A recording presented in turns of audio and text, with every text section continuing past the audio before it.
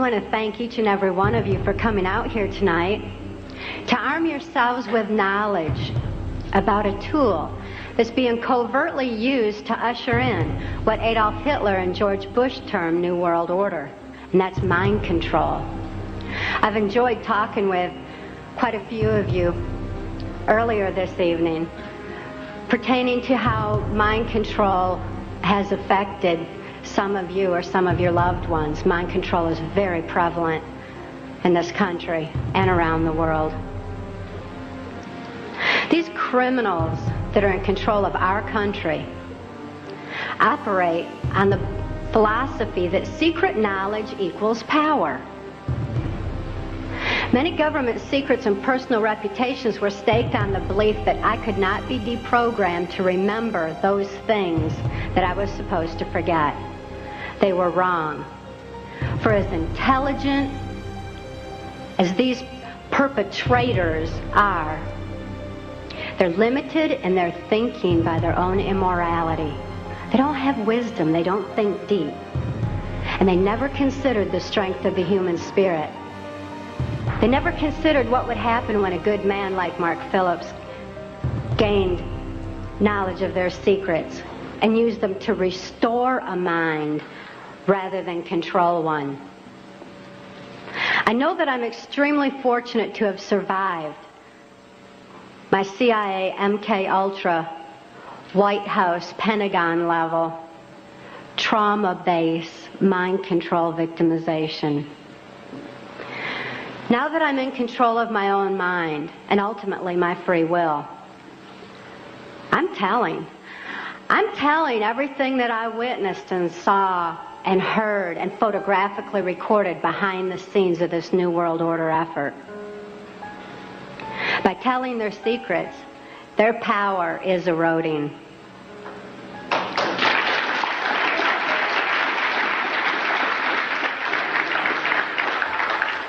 I also speak out to give voice to the many, many mind control victims and survivors out there who can't think to speak out and tell what they know and what they've endured. I speak out for the sake of my daughter, Kelly, who's now 16 years old and is a political prisoner in the custody of the state of Tennessee, where she's being denied any rehabilitation due to the political affluence of her abusers. She's counting on Mark and I to get this word out on her behalf. For Kelly's sake and for your sake, Mark and I have gone to great lengths to document the facts and the truths that are listed in our book, Transformation of America. Transformation of America is self-published, uncensored, so that you can have the facts that you have a right to know and a need to know. These truths have been covered up and kept from all of us for a long time under a blanket of so-called national security. This is the same blanket of national security that has prevented us from obtaining justice, despite the extensive evidences and documentation we have. We have over 27,000 documents and evidences. Government insider testimony, medical records, more than enough evidence for any legal procedure in this country, including congressional. But this blanket of national security has stopped us from obtaining justice. It's time for truth to prevail. It's time that these truths were brought to light for the sake of humanity as we know it. I'd like to begin by defining mind control by my experience. I realized that my experience was extreme, that the extensive, total robotic, absolute mind control I endured is more limited than the kind of mind control that is proliferating in society. Mind control has kind of a sliding scale where you've got the total robotic mind control on one side, and you've got mind control that's proliferating, such as in occultism in this country, Or Global Education 2000, where children are losing their freedom of thought and their ability to critically analyze. There's so many different aspects of society that are affected by mind control in varying degrees. It's imperative that this information get out. And as I explained, my victimization, it certainly can be applied to all different facets of mind control and mind manipulation. And as Mark and I have heard so many, many times from people who have read the book and heard us speak out, that this is a thread that's tying things together. All of a sudden, this whole new world order is making sense. The erosion of constitutional values, the erosion of morality in this country, all of a sudden, it begins to make sense when we learn about mind control. I was born in 1957 in Muskegon, Michigan, to a multi-generational incest-based family. This means my father was sexually abused as a child, my mother was sexually abused as a child, and they were sexually abusing me. My father sexually abused me as far back as I can remember. And I've often heard him state that he began substituting his penis for my mother's nipple while I was still an infant. I tell you this so that you can understand that my sexuality was confused at infancy. It was put into an area of my brain that's much like survival, like eating and drinking would be. I tell you these facts so that you can be better armed and understand what's happening in society. And name names. Mark and I name names in our book, Transformation of America, not so that I can say, well, I was in the White House with so-and-so. I mean, I missed the whole glamour part. But this is so you know who the problem is and where these problems lie. The sexual abuse that I was enduring was so horrific that I developed dissociative identity disorder. This used to be termed multiple personality disorder, and I'm so glad they've changed it to dissociative identity disorder because it really more aptly describes the compartmentalization that occurs when a person endures trauma that is literally too horrible to comprehend. Even though I couldn't understand that what my father was doing was morally wrong, the pain and the suffocation of his abuse was so extensive that I developed dissociative identity disorder. It certainly was incomprehensible. There was no place for it in my mind to deal with such horror. Therefore, I developed a compartment in my brain, a little area behind amnesic barriers that was actually the neuron pathway shutting down in my brain in order to compartmentalize the memory of the abuse so that the rest of my mind could function normally as though nothing had happened. So if I'd see my father at the dinner table, I didn't remember sexual abuse. But as soon as he unzipped his pants, the part of me, that part in my brain that knew how to deal with that horrific abuse, the neuron pathways actually physically opened up so that that part of my mind could deal with my father again and again and again as needed. I certainly had a lot of experiences within that compartment that dealt with my father's abuse. But I didn't have a full range of perceptions. I had a very limited perception, a very limited view. Therefore, I'm so glad it's not termed personality anymore. I developed another compartment in my brain to deal with my mother's abuse. Her abuse was primarily psychological. She suffered from dissociative identity disorder herself, and I don't hold her accountable for her actions the way that I do my father, who is fully aware of what he was doing. My mother, in spite of her inability to control herself, destroyed any remnants of self-esteem that I might have developed. And her abuse was so horrific that I developed another compartment in my brain just to deal with my mother. I developed another compartment to deal with the child pornography that my father was subjecting me to. He was earning his living as a worm digger on a 6th grade education and supplemented the family income with child pornography that was being distributed through the local Michigan mafia pornography ring. At that time, there's a criminal faction of our government that was interested in targeting children such as myself for mind control. Because this compartmentalization of memory was something that they deemed ideal for keeping government secrets. After all, if I couldn't think to remember, how could I tell about it? Additionally, people who suffer from dissociative identity disorder develop a photographic memory behind those amnesic barriers, because the brain has a defense mechanism that when trauma occurs, it photographically records events surrounding trauma.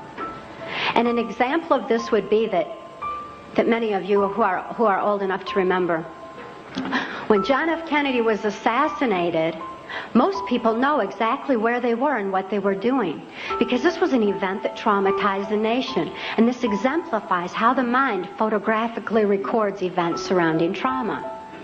So behind these amnesic barriers, I had a photographic memory, which the government deemed ideal for programming. That way I could deliver messages to and from government leaders, or in my case, also drug lords, who were involved in funding the black budget and funding the New World Order controls. They're interested in programming me so that I would deliver the messages verbatim. When I delivered messages, I delivered exactly what I was told, using the voice inflections of my abusers, with no conscious comprehension of what I was even saying. It was just a tape recorder just parroting out exactly what I'd been told. Another aspect that the government was interested in is that as a dissociative identity disordered person, I had no concept of time, because I was going from compartment to compartment of my brain with no memory of what had happened before. Therefore, I had no ability to even keep track of time, and a concept of it was just absolutely impossible. And it also makes for, if I didn't know what I was doing earlier, I wouldn't know to be tired while I was overdoing something else. Therefore, a person who suffered from dissociative identity disorder had extensive physical endurance, just superhuman strength and ability to keep going and going and going and going. Dissociative identity disorder persons also develop 44 times visual acuity. Very often that's why you see them wide-eyed with the whites around their eyes, because they're actually taking in more of their surroundings than the average person. 44 times more detail than the average person sees. That certainly makes them perfect marksmen for mercenary operations or for intelligence in different areas that the government was interested in developing mind control. I was a chosen one, or a prime candidate for mind control, because of the sexual abuse that I had endured. My sexuality had been enhanced. Therefore, I was used as a sex slave and also delivered messages to and from these government leaders.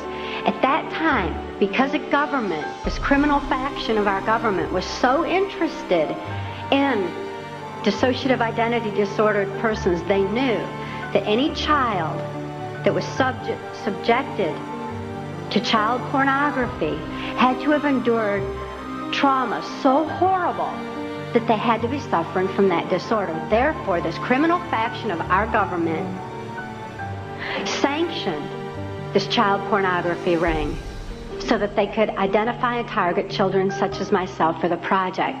At that time, the politician, local Michigan mafia politician, the politician who was protecting this Michigan mafia pornography ring was a guy named Gerald Ford. This is the same Gerald Ford that went on to become the first unelected president of the United States. Gerald Ford, I never perceived his political affluence. I only perceived him as another abuser like my father, because Gerald Ford also sexually abused me as a child and sexually abused me right on through my mind control victimization until Mark rescued my daughter Kelly and I in 1988. Gerald Ford is not a pedophile per se. He's what I refer to as trisexual. He'll try anything. Any age, anybody, anytime, anywhere, just as long as he had control. Because he had a perversion of power. in addition to his interest in mind control. Therefore, it was Gerald Ford who came out to our house and explained to my father how to raise me in the project according to government specifications. My father had been caught sending this child pornography through the U.S. mails, and therefore he was approached and told that if he sold me into that project, that he would gain immunity from prosecution. My father remains free from prosecution to date for so-called reasons of national security. My father thought it was just absolutely wonderful and immediately sold me into the project. He felt like the government condoned child abuse. So did I. I certainly felt like the government did. And my father went on to have 5 more children to raise in the project, so there were 7 of us in all. The rest are still awaiting freedom. Once my father agreed to sell me into the project, I was taken routinely to Mackinac Island, Michigan, which is a political retreat where the Michigan governor's mansion is located. It was a bohemian grove of sorts where politicians met and discussed New World Order controls, where they discussed mind control of the masses, mind control in the school systems, how to use occultism as a trauma base. One of my sexual abusers at that time was the Prime Minister of Canada, Pierre Trudeau. Pierre Trudeau is a professed Jesuit. Now, the Jesuits are an intelligence arm of the Catholic Vatican. There's a criminal faction within these Jesuits. I'm certainly not saying all Catholics are bad, nor am I saying all CIA is bad or all politicians. There's good and bad in everything. But nevertheless, Pierre Trudeau represented this criminal faction of the Catholic Church, of the Jesuits, who believed in mind control of the masses because they wanted to be the one world church in the New World Order. The money that was being brought in through the church was funding New World Order controls. And he firmly believed in mind control. Another sexual abuser of mine was then Michigan Senator and later U.S. Congressman Guy Vanderjagt. This is the same Guy Vanderjagt that went on to head the Republican National Committee that put George Bush into the office of president. It was at Mackinac Island, Michigan, when I was 13 years old, that I was dedicated to the senator who had become my owner in this mind control project. That's U.S. Senator Robert C. Byrd. Senator Byrd is a Democrat from West Virginia. And again, as you'll notice as I reveal any names, that this doesn't have anything to do with party lines. Democrats and Republicans both are involved because it's not about party lines, it's about who's for the New World Order and who's not. Nevertheless, Senator Byrd had been in office as I've been alive. He's still in office today. He's been head of our Senate Appropriations Committee, which means he held the purse strings of our country. He decided where money would be spent. And I know from having witnessed and experienced and saw so much behind the scenes that Senator Byrd was appropriating money in directions that would allow for New World Order controls.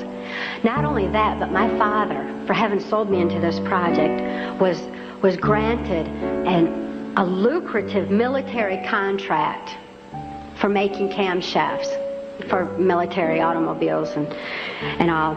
My father became extremely wealthy on his 6th grade education. Senator Byrd,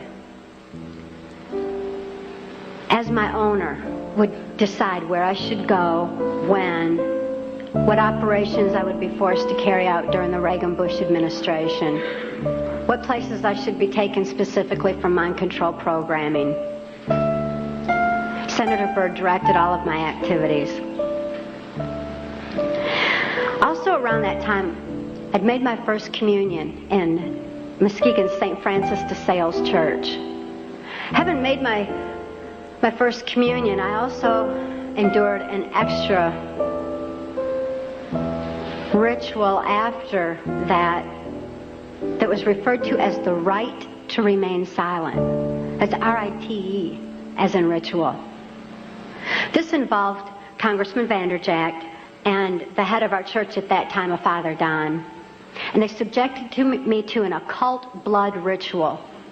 This was so horrific. It was this reversal of the Catholic Mass. It confused my mind because when a person's operating on a subconscious level because they're so traumatized that consciously there's no place for what they're enduring, the subconscious mind has no ability to discern and to question and to reason the same way that the conscious mind does. And this reversal of the Catholic Mass into occultism just made it all seem to run together in my mind. It was absolutely horrific.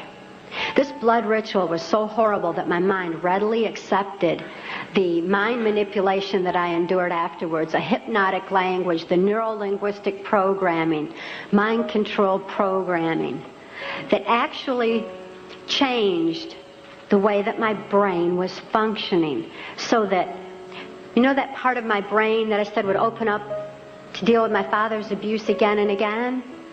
They changed that so that they decided when, where, and how that particular compartment of my brain would be opened and accessed. And they replaced the triggering mechanism with hypnotic codes, keys, and triggers, hand signals. There's also phone tones that can also open those neuron pathways and give access to the compartmentalized memory as well. But they replaced that at that time. And this was with this right to remain silent. I also had a silence in my head after that, because up until that time, I heard, it was just my own voice, but I heard my voice arguing back and forth with all these different perceptions and from the different compartments in order that I could formulate some kind of a decision about things.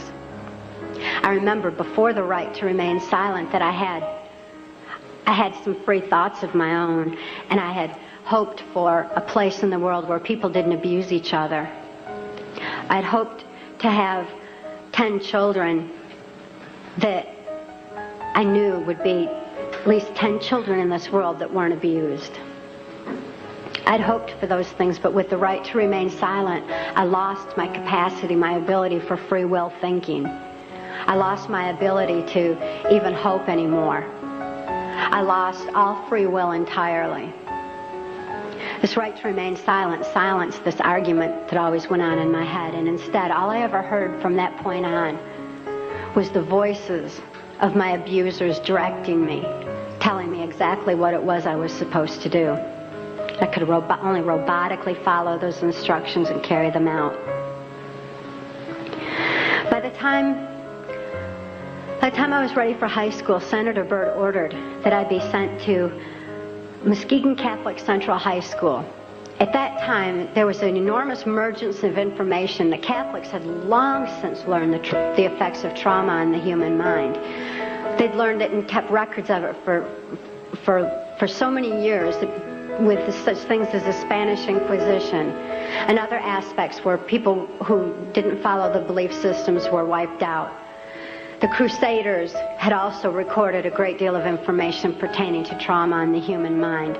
This information was being merged with the Hitler-Himmler research that the CIA had taken and had been advancing on. The combination of the merging of the information was very powerful.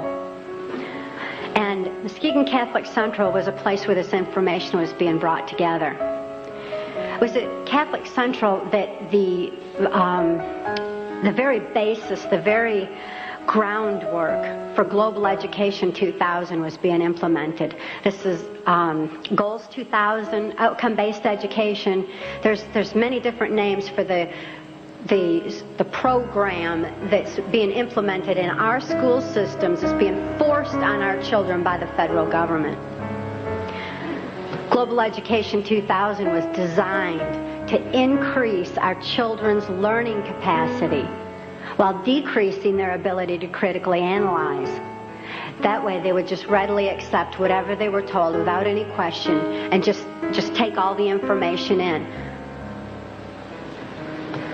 At Catholic Central, I got straight A's. I did really good in school because I was photographically recording everything in class. I endured occult ritual in the school chapel, as did numerous other students in the school. I certainly wasn't the only one. As a matter of fact, by that time, I really thought the whole world was involved in this kind of abuse. By then, my whole environment was saturated with it. This occultism, this trauma, created the photographic recording of all that I learned in school. Of course, I had no ability to critically analyze it or to creatively use it in any way, but the information was sure in there. It was while I was at Catholic Central that Gerald Ford went into the office of president. I had been conditioned by that time to believe that I had no place to run and no place to hide. This is a phrase that's used to lock in mind control victims of varying levels. That there's no place to run, no place to hide, we're watching you. I certainly felt like I had no place to run and no place to hide. Who would I turn to? I couldn't turn to my parents. I couldn't turn to my church. Couldn't turn to my school. Couldn't turn to the local politicians. And now I couldn't even turn to the President of the United States. I truly felt locked in, which is exactly what they wanted for total control of my mind. Of course, since then, I've learned otherwise. And Mark wisely taught me while I was in the deprogramming process that I did have a place to run. So right at them. And I had no need to hide. Obviously, they do, by the way. They're covering up all their acts with the national security blanket. After I graduated from high school, Senator Byrd ordered that I be transferred to Nashville, Tennessee. Nashville, Tennessee was heavily involved in mind control at that time through the country music industry. And above all, the proliferation of CIA cocaine operations within the country music industry were already in full swing. The political corruption in Tennessee was just all the way to the top. The country music industry provided a cover for mind-controlled slaves like myself to be taken around the country to the various places as designated, and also to distribute and deliver the large quantities of CIA cocaine that was coming into the country. It was my experience that the CIA's so-called war on drugs is no more than the CIA eliminating their competition as they take over the drug industry worldwide.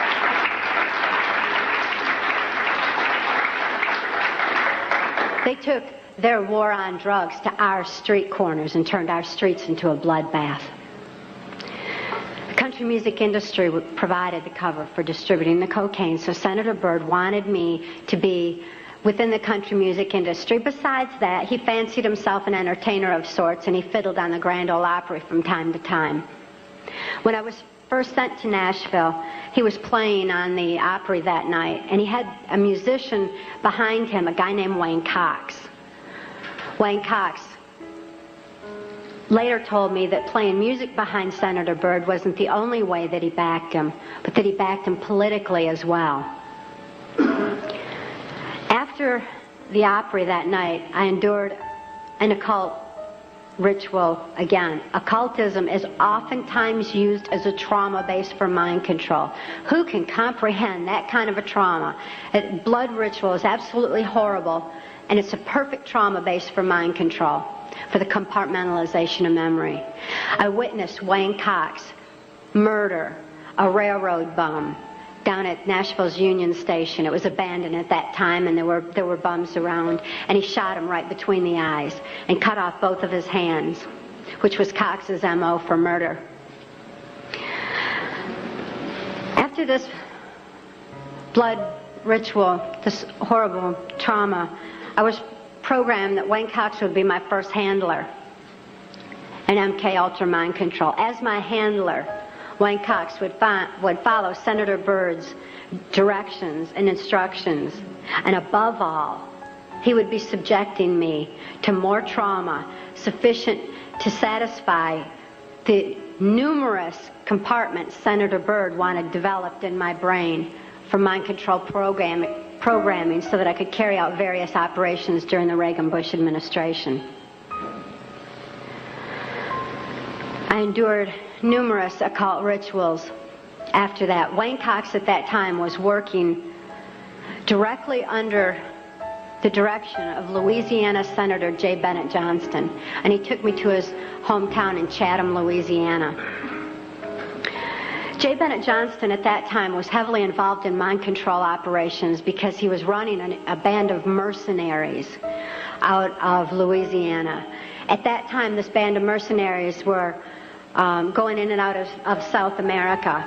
There was a lot of arms deals going on. There was, and most importantly, when the airplanes would fly these guys down to South America, they would come back full of cocaine, which was being distributed on our streets.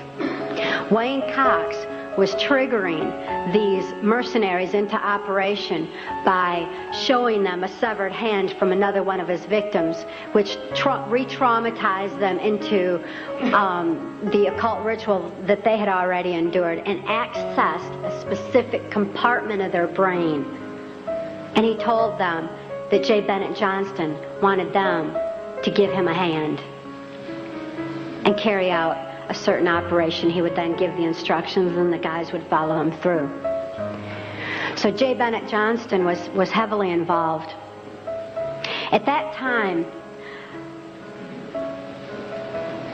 it was 1978, and it was determined that I had endured sufficient trauma to carry out my first trial run operation. An enormous quantity of cocaine had been flown in on one of these operations, and I was to deliver it into the neighboring state of Arkansas. By that time, Bill Clinton's drug operation was in full swing. He was governor of Arkansas, and I delivered this cocaine to a remote airport in Ouachita Forest, which I've since identified as Mena Airport. I also delivered a little packet of information and a small quantity of cocaine, a personal stash from J. Bennett Johnston, to Bill Clinton. I delivered it to Bill Clinton, and he cut out 2 lines of the coke, and he did inhale.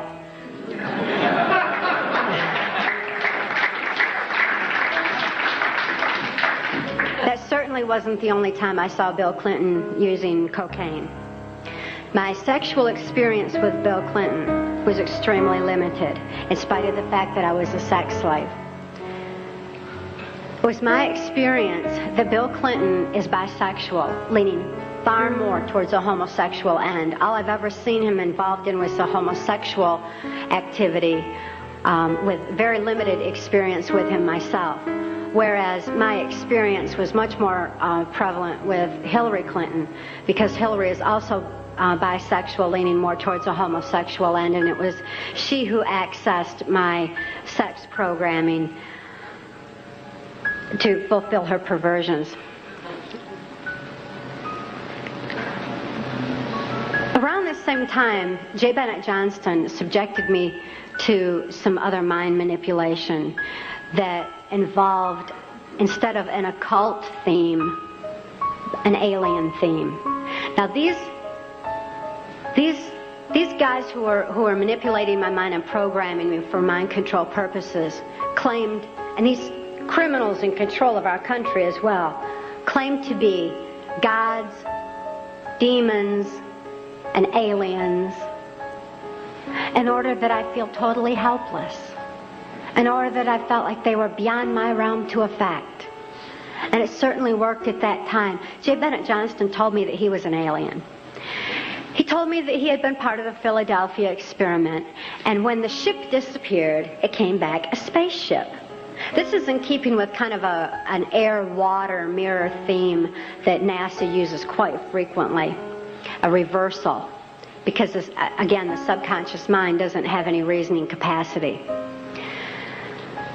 J. Bennett Johnston then showed me, through his office at General Dynamics, a then top secret stealth. Here was this triangular stealth that wasn't in any of the school books, wasn't being talked about anywhere, wasn't out in the newspapers or anything else. It was being withheld. It was still a top secret weapon system. But I saw this triangular stealth. It looked like a spaceship to me. I'd never seen anything like that. And everything that J. Bennett Johnston was doing and he was involved in certainly was alien to me. So it was easy for me to accept the idea that what was happening was in fact being perpetrated by aliens. I'm not saying that there's no such thing as aliens. That would be foolish of me to even say anything like that at all. But what I am saying is that it was my experience that these were people claiming to be aliens. If there's a reality out there pertaining to any alien influence, we need to sort out the government misinformation and disinformation and mind manipulation techniques that they're using. I know for a fact that the plan is to make all of us feel totally helpless, that what's happening is beyond our realm to affect because we've been taken over by aliens, that our Independence Day is dawning. So beware of that. Understand that those criminals have been keeping information and technology from us under their blanket of national security. They are 25 years ahead of us at least, technologically. Can you imagine what they've got now? 25 years ahead? What's happened that you're aware of in the last 25 years? Microwave ovens, we've got computerization, and they've had access to all of that to continue their own advancements. They're way ahead. So when they say, it's aliens, and they show us some incredible technology, don't fall into the trap of feeling totally helpless, that this is beyond our realm to affect. Superstition begins where knowledge leaves off. And they have been keeping knowledge from us for a long time. People have all kinds of belief systems. And I'm sure each and every one of you has various and different belief systems as well. Regardless of what your belief system is, it is imperative that you know that these criminals are people. They are within our realm to affect. They need to be held accountable for their actions and their crimes against humanity.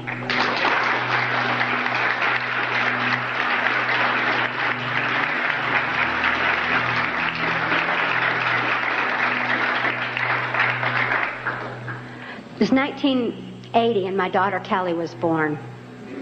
She was born directly into the MK Ultra Mind Control Project on a much higher level, a more sophisticated technological level than I was subjected to.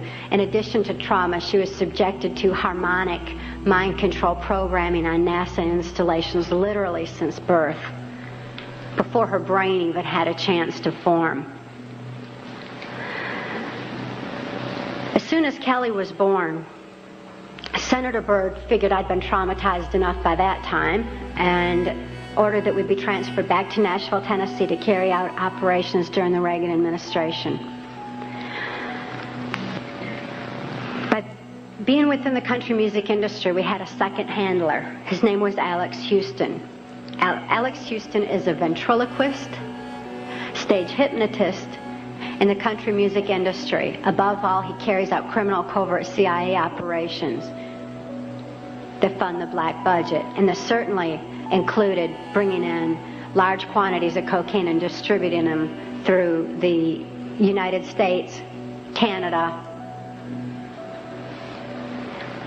He was working at that time and provided a cover for me to be taken throughout the United States, Canada, Mexico, and the Caribbean for these criminal covert operations.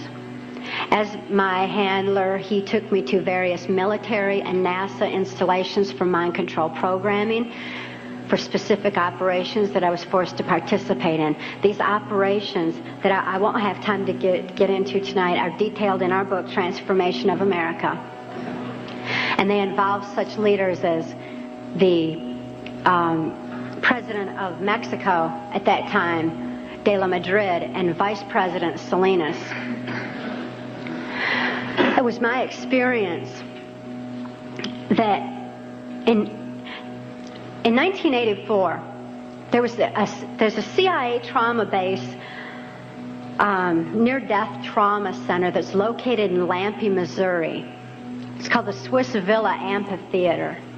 And they'd bring certain involved country music acts in to bring large quantities of cocaine or bring the cocaine out for distribution. Because Lampe, Missouri is just across the Arkansas line and is very much a part of Bill Clinton's cocaine operation. And it was in full swing at that time. It's also interesting to note that this Lampe, Missouri operation is where the country music industry was more conveniently relocated, right there in Branson, so that it would be closer to Clinton's cocaine operations.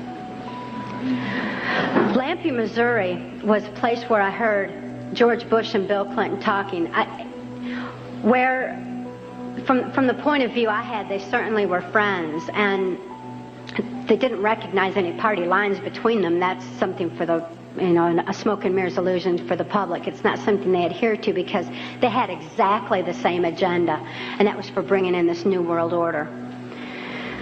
I heard George Bush talking at that time. He was talking to Bill Clinton, and I've since photographically recorded it and wrote it verbatim in our book. That when the American people became disillusioned with Republicans leading them into the New World Order, that Bill Clinton, as a Democrat, was going to be put into the office of president. This was decided in 1984. Actually, I'd heard about it even prior to that. But that, as of 1984, they were already discussing it as an absolute fact.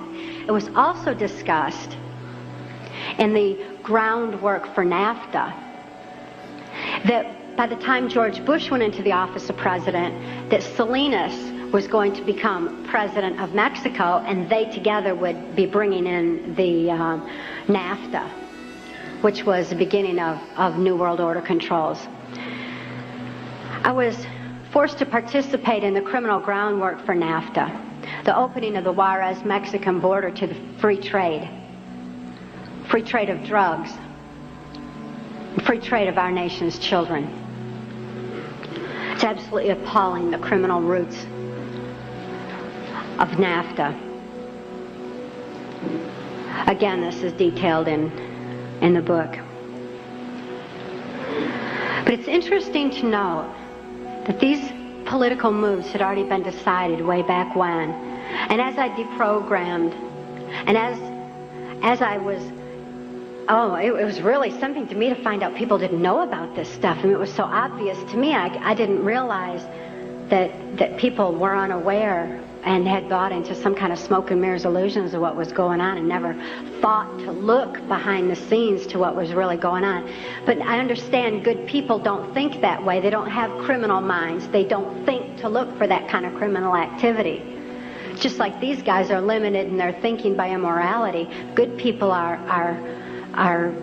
kind of blinded from that kind of criminal activity until their eyes are open to truth. But this criminal activity that was going on at that time, the people that were involved were following directions from George Bush. I don't purport to know it all. I don't purport to know that George Bush is at the very top of all this, but he is as high up as I knew. It was my experience that Ronald Reagan answered to George Bush, not robotically, not under mind control, but willingly, because George Bush was respected for what he knew about bringing in the New World Order. Consider his past. George Bush first began with the United Nations. Then he went on to head our CIA. Then he ran our country through 3 administrations that I'm aware of: the Reagan administration, his administration, and the Clinton administration, because Reagan and Clinton both answered to him. Mexican President de la Madrid answered to him and knew that Salinas was to be coming into power, and Salinas had more influence in Mexico at that time than de la Madrid, that, as far as my experience was concerned. Also, Saudi Arabian King Fahd followed orders from George Bush, as did the Prime Minister of Canada, Brian Mulroney.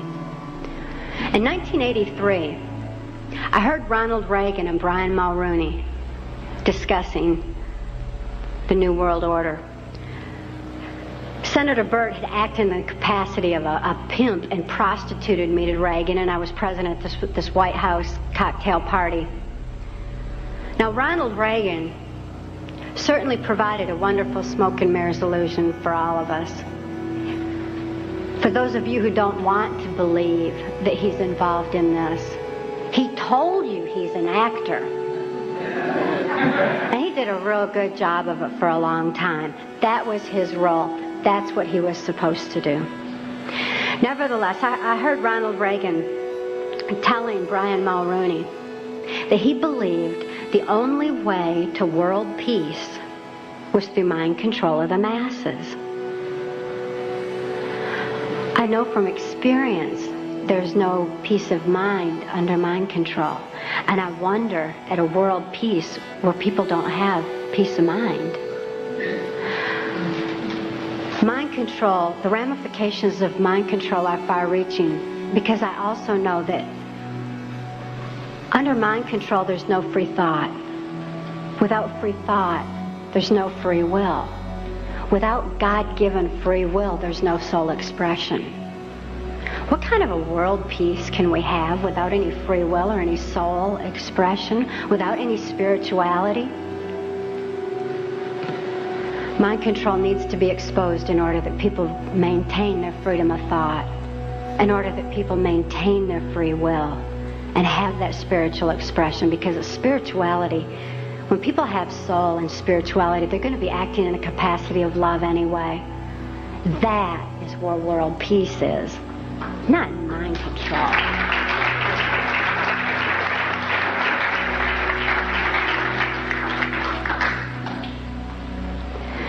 By 1988, I'd been forced to participate in numerous operations against my will, all of which I certainly would never have done. I guess if I had had any part of me that was willing to do anything like that, mind control would not have been necessary. I'm appalled at what I was forced to participate in, but I am relieved that this information's getting out, that people are passing the book Transformation of America hand in hand, hand to hand, so that hand in hand we can take back our country. This information is information that you have a right to know and a need to know, and their controlled medias are not going to suppress truth. Truth prevails.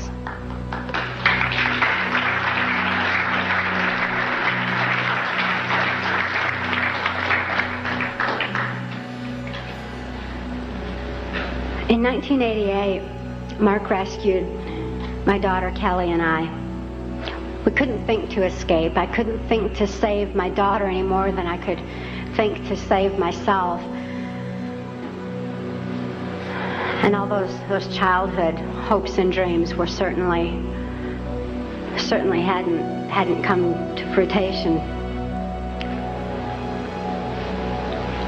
When Mark rescued Kelly and I, we didn't have any ability to even hope for good people. We didn't know they even existed. We didn't have a capacity to trust anyone. It wasn't within our realm of experience. I couldn't think to reason that Mark was a good guy. But I'd seen him with his animals.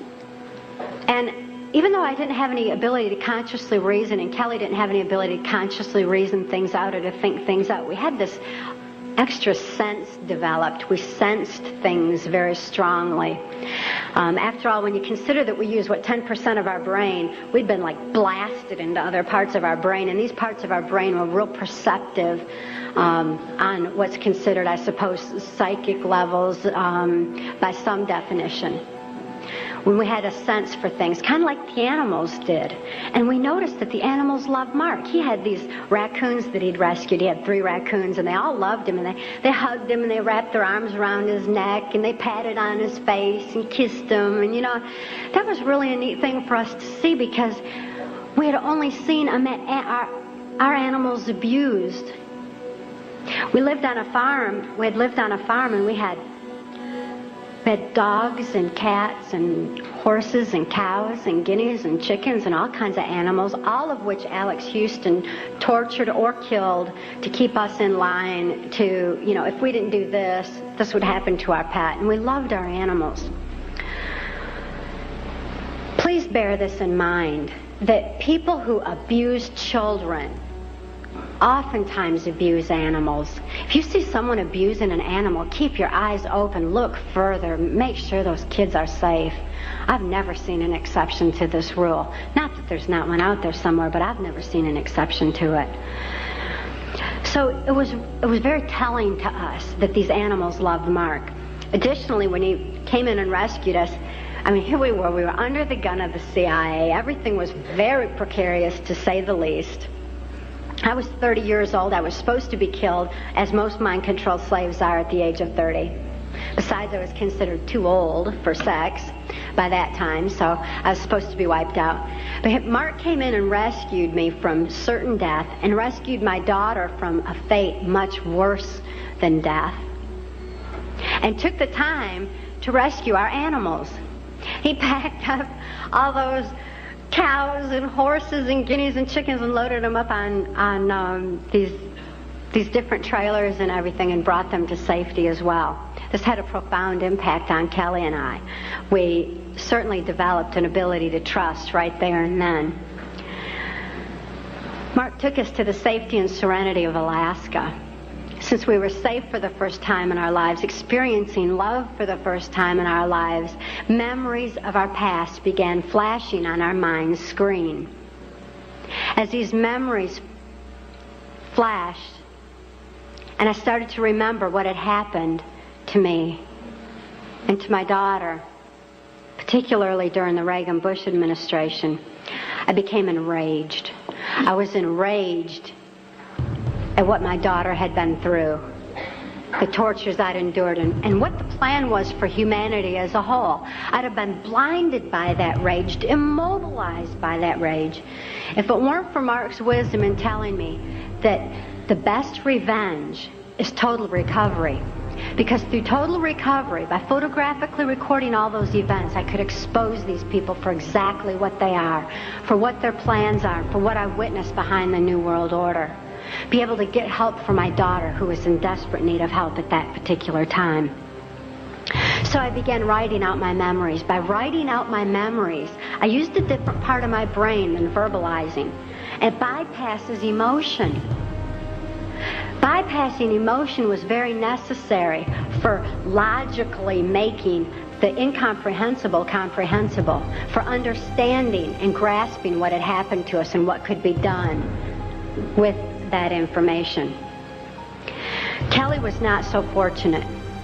Because of the harmonic programming that she'd endured, remembering the traumas and deprogramming the program did not allow her access to all parts of her brain as it did me. She still needed some technological equipment to help her recover. She needed to actually have those neuron pathways vibrated back open with harmonic equipment. Therefore, she went into Humana Hospital in Anchorage, Alaska, in an intensive care unit. She suffered horribly at that time and responded only to some psychological intervention and not to any conventional medications. Kelly was actually suffering respiratory failure because mind control has advanced to the point where they know the ins and outs of the brain and the mind so well that they know how to program not only the subconscious, but to go into the primitive mind, the very area of our mind where blinking, breathing, and circulatory, heartbeat, all that is regulated. And they could go in there and put death programs in place. In my daughter's case, it was respiratory failure, so that in the event that she ever had cause to remember, which they never expected could happen, but in espionage, that can happen. We've heard of that, where the brainwashed and where they have the memory accessed. So they wouldn't have to take the old cyanide pill anymore like they used to, like spies used to. Instead, they would just simply go into respiratory failure, circulatory failure, and no information would be released at all. There was no chance of the information getting out that way. Since my daughter was being raised was genetically and mind controlled, being brought up to be in espionage, she had that program in place and it went into effect. Because of the medical attention that she needed, she was she became quickly thrust into the illegal and immoral custody of the state of Tennessee, where she remains today. The violations of laws and rights that proliferated in her so-called legal case were extensive. We had one clean district attorney that went in and told the judge that he was violating constitutional rights and human rights in my daughter's case, and cited law after law after law, and the judge interrupted him and said, but laws do not apply in this case for reasons of national security. This certainly raises a question. What does national security have to do with a documented, validated, and proven rape and molestation of a child's mind and body?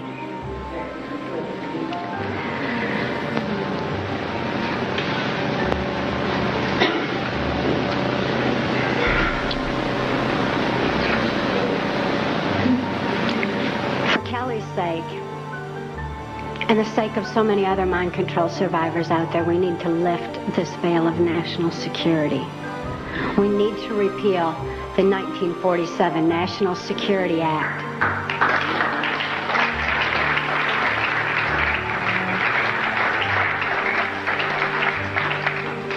This is a national security that's threatening the security of our nation when it covers up such crimes against humanity as mind control, when it covers up the CIA's so-called war on drugs, when it covers up the selling out of our country to New World Order controls. That's a national security that has nothing to do with the security of our nation. This national security has kept information pertaining to mind control for all of you for far too long. We've got to get this information out. We've got to arm others with knowledge on mind control, because knowledge is our only defense against mind control. We need to get this information out in detail so that we can all be more effective in our particular areas of taking back our country and ultimately taking back our world, for Kelly's sake, for the sake of all the other mind control survivors and victims that I know are out there. There's many, many of them. And for the sake of humanity as we know it. It is truth that sets us free. Please help us spread the word. Thank you.